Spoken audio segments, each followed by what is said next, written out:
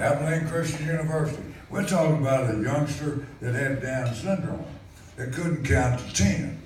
Abilene Christian University picked 4 people that they felt like had literally helped change the world. Johnny was one of those 4. And his accomplishments go on and on. And recently, on the campus of the University of Alabama, they named the street the Johnny Stallings Drive.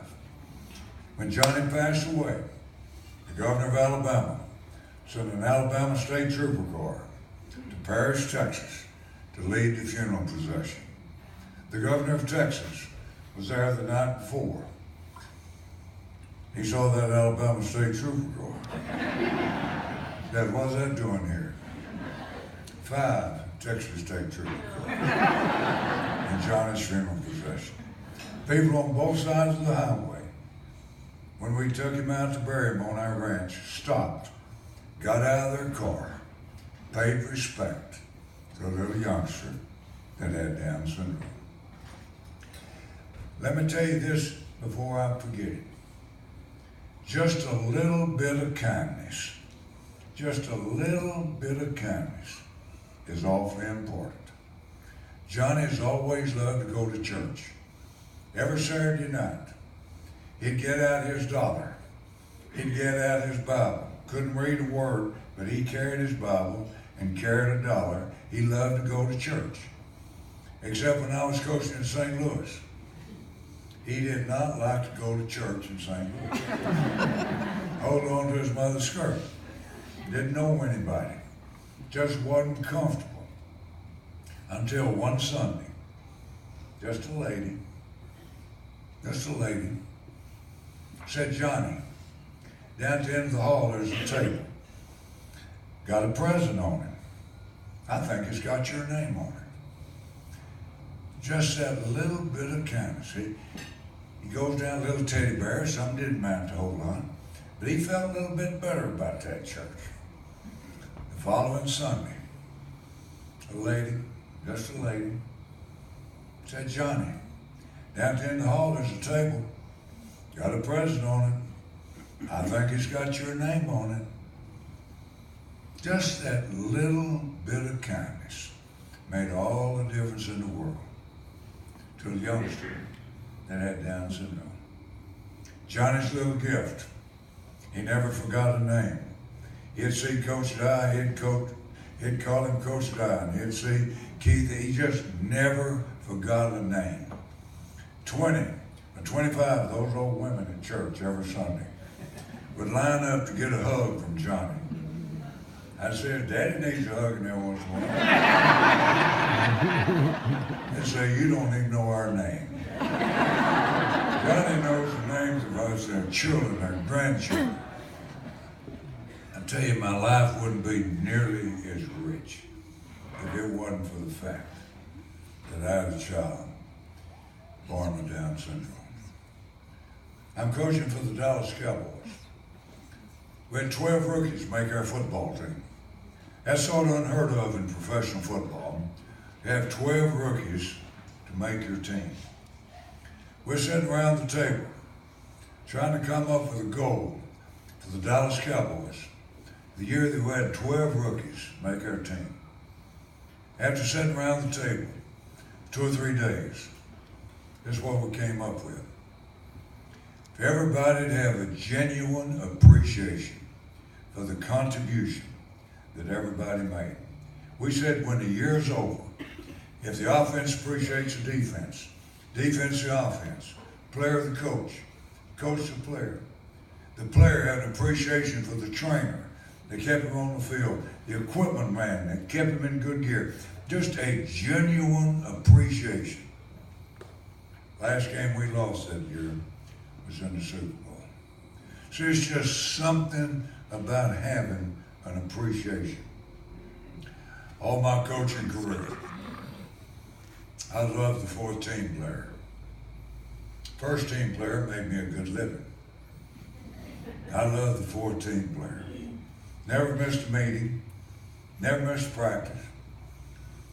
First went out to check the travel list. You know, in college football, they say you have 100 players and you're going to take 60. You have to have a travel list, and you got to post it. And that guy that, you know, if you're a player, you just want to be on the bus when it leaves. Now, you may not play, but you want to be on the bus. Well, in order to be on that bus, you got to be on the travel list. So they'd go up there by themselves and they'd check that list, and a little tear would come in their eye. And they just weren't good enough. Just weren't good enough. But let me tell you what they're good enough to do. They're good enough to get Pat Dye ready to play. They're good enough to get Joe Whitt ready to play. I wanted the guys that played on Saturday to have a genuine appreciation for the guy that got him ready to play. See, that's when you have some oneness on your team, some oneness in your organization, when everybody has a genuine appreciation for the contribution that people make. See, it's easy having appreciation going that way, but what about appreciation going this way? People used to ask me, you coached at Alabama, who'd you appreciate? I said, first of all, my secretary. She made my job easier. Then I appreciated that lady that kept my building clean. Her name was Ben. I called her Charlie. She just sort of looked like Charlie to me. That building was spotless. You just can't imagine you going through Tuscaloosa, Alabama, and you didn't have to do anything during the season. You'd come see me. That building was spotless, I'm telling you. You know why? Because Charlie kept it that way. I used to tell our players, I said, guys, if you could just perform on the same level as that lady does that keeps our building clean, it's not going to be a matter of whether or not we're going to win or not. It's how much we're going to win by. See, I'm wanting them to have some appreciation. I'm saying all that to say this. I have a genuine appreciation for people like yourself that's going to give some money so that these youngsters will have a place to go and they can enjoy the fellowship with others. And see, when Johnny was coming up, he didn't have any place to go. He went to a little school and they taught him how to turn on the oven or something like that.